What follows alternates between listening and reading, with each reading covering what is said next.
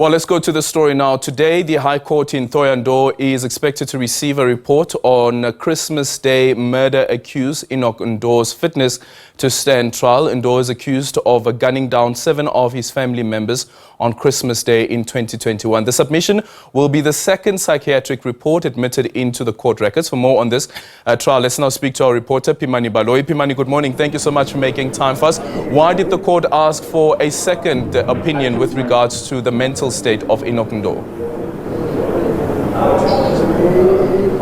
Good morning, Aldrin. How the issue is just unfolding in that regard, Aldrin, is that when Mr. Ndou was referred for psychiatric assessment about 2 months or so ago, the state insisted by law they can request, instead of him being assessed by one psychiatrist, they can request that he be assessed by 3 psychiatrists, and he was sent to the Hayani Psychiatric Hospital. But when he got there, only 2 psychiatrists were available. That's what we heard here in court. The third one was at another hospital in Libwahomu, and we hear that that psychiatrist requested that Mr. Ndou be brought to Libwahomu instead of the psychiatrist traveling to Hayani to assess him, and that was, they said it was logistically not possible. So when he came back from that first assessment where he was assessed by 2 psychiatrists, he was referred back to Libwahomu now for the third psychiatrist to assess him. And about 3-4 weeks ago, we came into this court.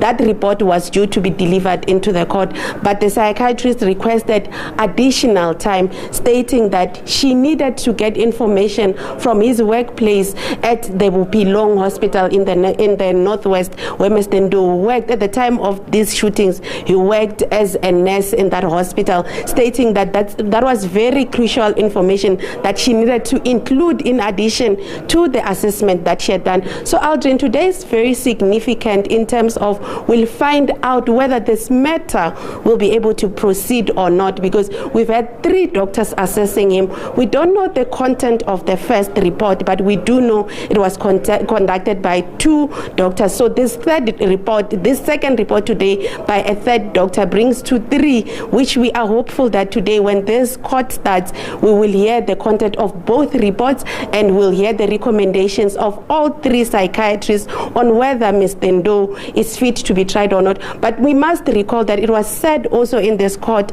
that going back to as early as in the 90s, Mr. Ndou was diagnosed with a mental health condition, and that he was on treatment for that mental health condition. We are not really sure what it was, because on several occasions they've mentioned different conditions. Once it was schizophrenia, and another it was bipolar mood disorder. So today we expect to get what exactly is it, what treatment was he on. But in the lower court, when Mr. Ndou was applying for bail, we've heard him saying that during that time where this crime was commissioned, he was off the meds, because when he relocated to the northwest, he felt he was more stable and he stopped taking his medication. So at the time that this crime might have been commissioned, he was no longer on his treatment. So we expect court to start at around 10 o'clock. You must understand, Aldrin, this is during court recess, and Judge Chidada said the day off, even though all the lawyers involved are on recess, said they will come in because this report would be available today,